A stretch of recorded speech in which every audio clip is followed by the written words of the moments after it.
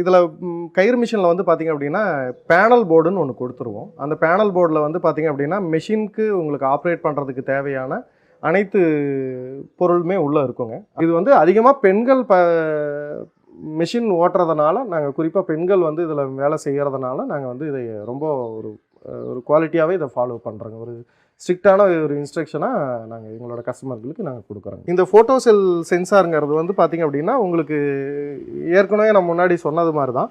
அதாவது 2 சென்சாருக்கும் நடுவில் ஏதோ ஒரு டிஸ்டர்ப் ஆகுது அல்லது ஏதோ ஒரு பொருள் நிறைஞ்சிடுது அப்படின்னா உங்களுக்கு வந்து மோட்டரை இது ஆட்டோமேட்டிக்காக ஆஃப் பண்ணிடும். கயிறு சைஸு கொஞ்சம் பெருசு பண்ணணும் அப்படின்னா நம்ம அந்த டிலே டைமரை வந்து நம்ம டிலே பண்ணும்போது செகண்ட்ஸை வந்து இன்க்ரீஸ் பண்ணும்போது உங்களுக்கு நார் வந்து இந்த நார்மலாக 0ல் இருந்தது அப்படின்னா உங்களுக்கு இந்த சென்சார் லெவலுக்கு வந்த உடனே மிஷின் ஆஃப் ஆகிடும்.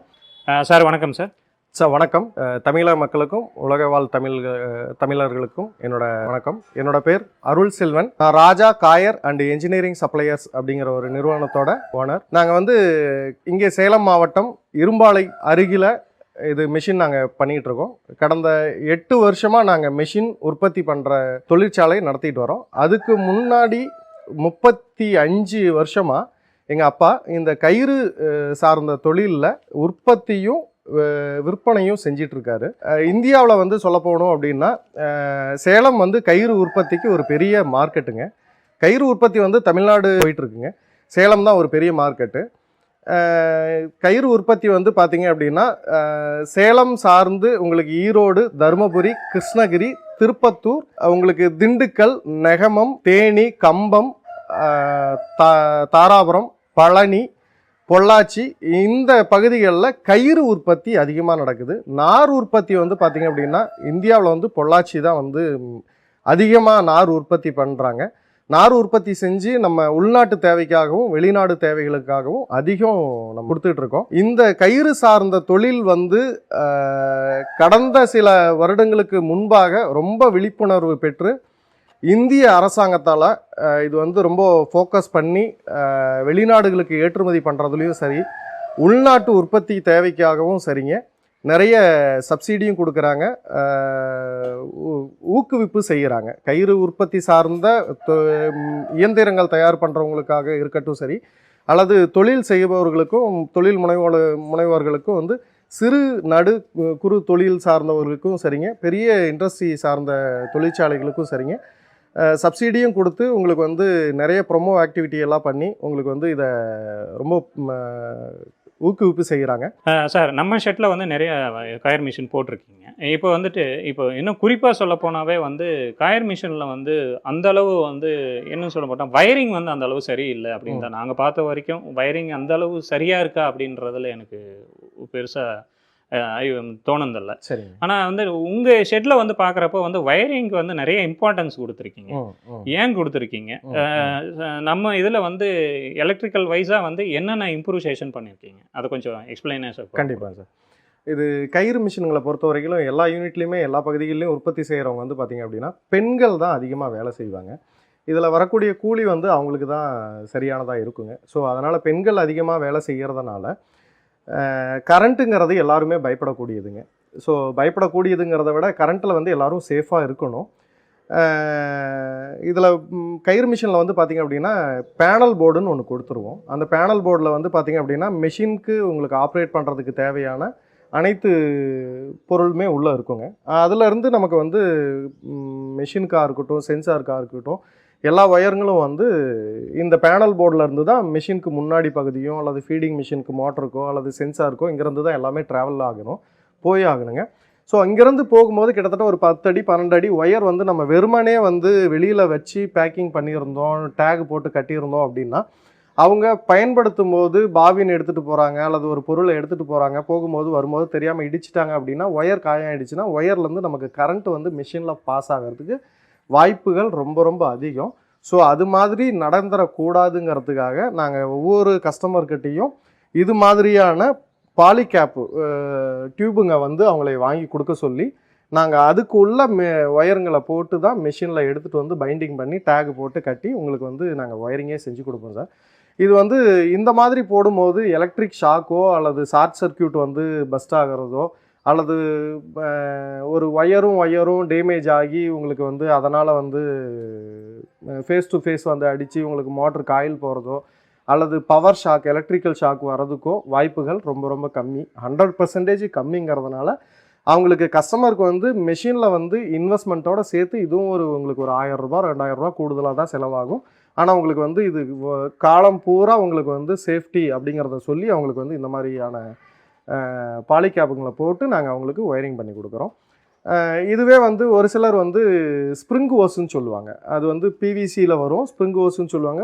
சுருளாக இருக்கும். அதை போட்டு உங்களுக்கு மெஷினிங்கில் ஒயரிங் பண்ணி கொடுத்துருப்பாங்க அல்லது ஒயரிங் செய்வாங்க. அது வந்து என்ன ஆகும்னா ஒரு 6 மாதம் 8 மாதம் கழிச்சதுக்கப்புறம் நீங்கள் அந்த ஸ்ப்ரிங் ஓஸை பிடிச்சி கையில் அழுத்துனீங்கன்னா பொலன்னு உப்பு கொட்டுற மாதிரி கொட்டி போயிடுங்க. அது வந்து சேஃப்டி இல்லாதது. நீங்கள் ஒரு தடவை நீங்கள் மிஷினை இன்ஸ்டலேஷன் பண்ணிட்டீங்க, ஒயரிங்லாம் பண்ணிட்டீங்க அப்படின்னா அகெயின் வந்து அந்த ஸ்ப்ரிங் ஓஸை மாற்றுறதுக்கு நீங்கள் மேனுஃபேக்சரர்கிட்ட கூப்பிட்டு அந்த எலக்ட்ரிஷியனை கூப்பிட்டு வர சொல்லி நீங்கள் வந்து மாற்றணும். அது உங்களுக்கு ஒரு எக்ஸ்ட்ரா செலவு. அதுக்கு இடையில் ஏதாவது ஒரு இன்சிடென்ட்டு ஏதோ ஒரு ஆக்சிடென்ட் நடந்துடுச்சு அப்படின்னா அது நமக்கு ரொம்ப தேவையில்லாத ஒன்று. அதனால் நாங்கள் வந்து இந்த மாதிரி பாலிகேப் டியூபுங்களை போட்டு நாங்கள் மிஷினில் ஒயரிங் பண்ணுறோங்க சார். இது வந்து அதிகமாக பெண்கள் மிஷின் ஓட்டுறதுனால நாங்கள் குறிப்பாக பெண்கள் வந்து இதில் வேலை செய்கிறதுனால நாங்கள் வந்து இதை ரொம்ப ஒரு குவாலிட்டியாகவே இதை ஃபாலோ பண்ணுறோங்க. ஒரு ஸ்ட்ரிக்டான ஒரு இன்ஸ்ட்ரக்ஷனாக நாங்கள் எங்களோட கஸ்டமர்களுக்கு நாங்கள் கொடுக்குறோங்க. சரிங்க சார். இப்போ வந்து நம்ம பேனலில் சேஞ்சஸ் பண்ணியிருக்கீங்க. ஃபோட்டோ செல்லுக்கும் ஒரு ரிலே பாயிண்ட் வச்சுருக்கீங்க, டைமர் வச்சுருக்கீங்க. அதே மாதிரி வந்து சென்சார் ப்ராக்சிமிட்டிக்கும் ஒரு டைமர் ரிலே பாயிண்ட்ஸ் வச்சுருக்கீங்க. இது எப்படி கண்ட்ரோல் பண்ணுதுன்னு ஒரு கொஞ்சம் எக்ஸ்ப்ளனேஷன் கொடுக்க முடியுமா? கண்டிப்பாக கொடுக்குறேன் சார். ஃபஸ்ட்டு நம்ம வந்து ஃபோட்டோ செல்லேருந்தே ஆரம்பிச்சிடலாம் சார். எங்களோட பேனலை வந்து நீங்கள் பார்த்தீங்க அப்படின்னா உங்களுக்கு வந்து பேனலில் வந்து தனித்தனியாக 2க்கும் கண்ட்ரோல் யூனிட் கொடுத்துருப்போம் சார். அதாவது கயிறு கட்டானுச்சுன்னா உங்களுக்கு ஸ்டாப் பண்ணுறது வந்து ப்ராக்சிமிட்டி சென்சார்னு சொல்லுவாங்க. ப்ராக்சிமிட்டின்னு லோக்கலாக சொல்லுவாங்க. அதுக்கு உண்டான கண்ட்ரோல் இதுங்க.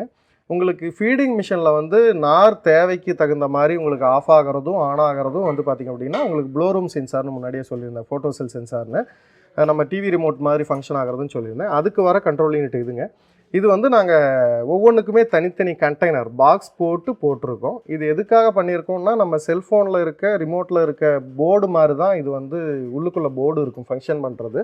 ஸோ அந்த போர்டு வந்து ஏதோ ஒரு லோ வோல்டேஜ் அல்லது ஹை வோல்டேஜ் அல்லது ஏதோ ஒரு ஷார்ட் சர்க்யூட்னால வந்து வெடிச்சிடுது, அதுலேருந்து வந்து தீ வருது அப்படின்னா நமக்கு வெளியில் வெறுமனே நம்ம பேனல் போர்டுக்குள்ளே அதை வச்சு இன்ஸ்டால் பண்ணியிருந்தோம் அப்படின்னா நமக்கு வந்து ஃபயர் ஆகிறதுக்கு வாய்ப்பு இருக்குது. ஃபயர் ஆகிடுச்சு அப்படின்னா நமக்கு வந்து இது நார் பொருளுங்க. தீ வந்து சீக்கிரத்தில் வந்து தீப்பற்றக்கூடிய பொருள். ஸோ அதனால் வந்து சீக்கிரம் அது வந்து ஃபார்ம் ஆகிடும். ஃபேக்ட்ரியில் வந்து உங்களுக்கு ஆக்சிடென்ட் நடக்கிறதுக்கு ஃபயர் ஆக்சிடென்ட் நடக்கிறதுக்கு உங்களுக்கு 100% வாய்ப்பு இருக்குது. ஸோ அது நடக்காமல் இருக்கணுங்கிறதுக்காக நாங்கள் ஒரு இண்டிவிஜுவல் கண்டெய்னருக்குள்ளே அதை தனித்தனியாக வந்து பாக்ஸ் பண்ணி அதை வச்சுருக்கோங்க. இது வந்து எங்களோட ஸ்பெஷல். இப்போ நான் இந்த ஃபோட்டோ செல் சென்சார் எப்படி ஃபங்க்ஷன் ஆகுதுங்கிறத உங்களுக்கு சொல்கிறேன். இந்த ஃபோட்டோ செல் சென்சாருங்கிறது வந்து பார்த்திங்க அப்படின்னா உங்களுக்கு ஏற்கனவே நான் முன்னாடி சொன்னது மாதிரி தான். அதாவது 2 சென்சாருக்கும் நடுவில் ஏதோ ஒரு டிஸ்டர்ப் ஆகுது அல்லது ஏதோ ஒரு பொருள் நிறைஞ்சிடுது அப்படின்னா உங்களுக்கு வந்து மோட்டரை இது ஆட்டோமேட்டிக்காக ஆஃப் பண்ணிடும், கட் பண்ணிடும். உங்களுக்கு அதுக்கு 2 சென்சாருக்கும் நடுவில் வந்து எந்த ஒரு பொருளும் டிஸ்டர்பன்ஸ் இல்லை, தெளிவாக ஒன்று மீட் பண்ணுது பார்க்குது. அப்படிங்கும் போது உங்களுக்கு மோட்டரை வந்து ஆன் பண்ணி கொடுக்கும். நமக்கு தேவையான பொருளை கொண்டு வந்து அது நமக்கு ஃபில் பண்ணி கொடுக்குங்க. இதுதான் வந்து ஃபோட்டோ செல் சென்சாரோட ஃபங்க்ஷனுங்க. இந்த ஃபங்க்ஷனை வந்து நம்ம வந்து டிலே பண்ணியும் ஆஃப் பண்ணலாம் அல்லது டிலே பண்ணியும் ஆன் பண்ணலாம். அது வந்து நம்ம அந்த பேனல் போர்டு போடும்போது அவங்க மிஷினில் அந்த ஃபெசிலிட்டி இருக்கா என்னங்கிறத பார்த்துக்கணும். இது டிலே பண்ணி ஆஃப் பண்ணுறது எல்லா மேனுஃபேக்சரருமே பண்ணி கொடுப்பாங்க. அது எதுக்காக பண்ணுறோம் அப்படின்னா கயிறோட சைஸில் வந்து நம்ம சின்னதாக ஒரு மாற்றம் கொண்டு வரணும், கயிறு சைஸு கொஞ்சம் பெருசு பண்ணணும் அப்படின்னா நம்ம அந்த டிலே டைமரை வந்து நம்ம டிலே பண்ணும்போது செகண்ட்ஸை வந்து இன்க்ரீஸ் பண்ணும்போது உங்களுக்கு நார் வந்து இந்த நார்மலாக 0ல் இருந்தது அப்படின்னா உங்களுக்கு இந்த சென்சார் லெவலுக்கு வந்த உடனே மிஷின் ஆஃப் ஆகிடும். உங்களுக்கு டிலே பண்ணி டைமை வந்து செகண்ட்ஸை இன்க்ரீஸ் பண்ணி வைக்கும் போது இந்த லெவலுக்கு வந்து சென்சாரில் இருக்க இண்டிகேட்டர் வந்து ஆஃப் ஆன பின்னாடி நம்ம எவ்வளோ டைம் வந்து அங்கே டிலே பண்ணியிருக்கோமோ, செகண்ட்ஸ் வந்து எவ்வளோ நம்ம டிலே பண்ணியிருக்கோமோ அத்தனை செகண்ட்ஸ் கழிச்சு, எக்ஸாம்பிள் வந்து 30 செகண்ட்ஸ் நம்ம டிலே பண்ணி ஆஃப் ஆகணும் அப்படிங்கிற மாதிரி நம்ம அங்கே டைமர் கொடுத்துருக்கோம் அப்படின்னா உங்களுக்கு வந்து அந்த 30 செகண்ட்ஸ் கழிச்சு இந்த இண்டிகேட்டர் ஆஃப் ஆகி 30 செகண்ட்ஸ் கழிச்சு உங்களுக்கு வந்து மோட்டர் ஆஃப் ஆகும். அப்போ என்ன ஃபங்க்ஷன் அங்கே நடக்கும் அப்படின்னு கேட்டிங்க அப்படின்னா உங்களுக்கு நார்மலாக வந்து ஒரு உங்களுக்கு மிஷினில் இருக்க கன்வேயருக்கும் இந்த ஃபைபரோட இந்த லெவல் நிற்கிறதுக்கும் ஃபீடரில் ஃபைபர் லெவல் நிற்கிறதுக்கும் ஒரு 1/2 அடி உயரம் இருக்குதுன்னு நம்ம எக்ஸாம்பிளுக்கு வச்சுக்கலாம்.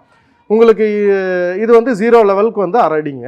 உங்களுக்கு அந்த டைமரை வந்து நம்ம டிலே பண்ணும்போது நமக்கு வந்து இன்னொரு 1/4 அடி நார் ஃபில் ஆனதுக்கு அப்புறம் ஆஃப் ஆகுதுன்னு வச்சுக்கிட்டோம் அப்படின்னா, உங்களுக்கு அந்த 3/4 அடி வரும்போது மேலேருந்து நார் உளுந்துக்கிட்டே இருக்கும்போது கீழே இருக்க நாரை வந்து அழுத்திக்கிட்டே இருக்கும், பஞ்ச் பண்ணிகிட்டு இருக்கும். மேலேருந்து ஒரு வெயிட்டான பொருள் கீழே வந்து விழுவும் போது வந்து பஞ்ச் பண்ணிகிட்டே இருக்கும். அந்த பஞ்ச் பண்ணும்போது உங்களுக்கு வந்து நாரோட அடர்த்தி அதிகமாகும். அடர்த்தி அதிகமாகும் போது உங்களுக்கு கயிறோட சைஸு அங்கே நம்ம வந்துட்டு இருக்கிறத விட மைனூட்டான சேஞ்ச் வருங்க.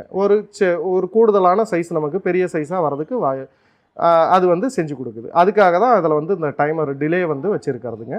அடுத்தது நீங்கள் ப்ராக்சிமிட்டி சென்சார்னு சொல்லி மிஷினில் சொல்லியிருந்தேன். அந்த ப்ராக்சிமிட்டி சென்சாரோட ஃபங்க்ஷன் வந்து பார்த்திங்க அப்படின்னா, இந்த நாசில்லேருந்து வெளியே வரக்கூடிய கயிறு கட் ஆகிடுச்சு அப்படின்னா, நம்ம ஒரு மேன் பவர் வந்து 2 மிஷினை ஹேண்டில் பண்ணலான்னு சொல்லி முன்னாடியே சொல்லியிருந்தேன். அந்த மாதிரி ஹேண்டில் பண்ணும்போது ஒருத்தர் அடுத்த மிஷினில் வேலை செஞ்சுட்டு இருக்காரு, பின்னாடி மிஷினில் என்ன நடக்குதுங்கிறது தெரியாது. அது கண்ட்ரோல் பண்ணுறதுக்காக வேண்டி தான் இந்த நாசிலில் வந்து வரக்கூடிய கயிறு ஏதாவது கட் ஆகிடுச்சு, இது மாதிரி பாருங்கள், உங்களுக்கு தெளிவாக காட்டுறதுக்காகவே கடவுள் கட் பண்ணியிருக்காரு. கட் ஆகிடுச்சு அப்படின்னா உங்களுக்கு இந்த ராடு வந்து சென்சார் மேலே போய் ஆட்டோமேட்டிக்காக உட்கார ஆரம்பிச்சிடும்.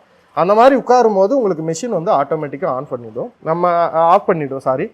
நம்ம அதுக்கப்புறம் வந்து மேன் பவர் வந்து மிஷினில் ஆஃப் ஆனதுக்கு தெரிஞ்சுக்கிட்டு இதை கயிறை வெளியே எடுத்து இந்த ராடை கயிறுக்கு மேலே தூக்கி போட்டு உங்களுக்கு இது மாதிரி பிடிச்சிட்டு மிஷின் ஆன் பண்ணாருன்னு அப்படின்னா மிஷின் உங்களுக்கு ஆன் ஆகிக்குங்க.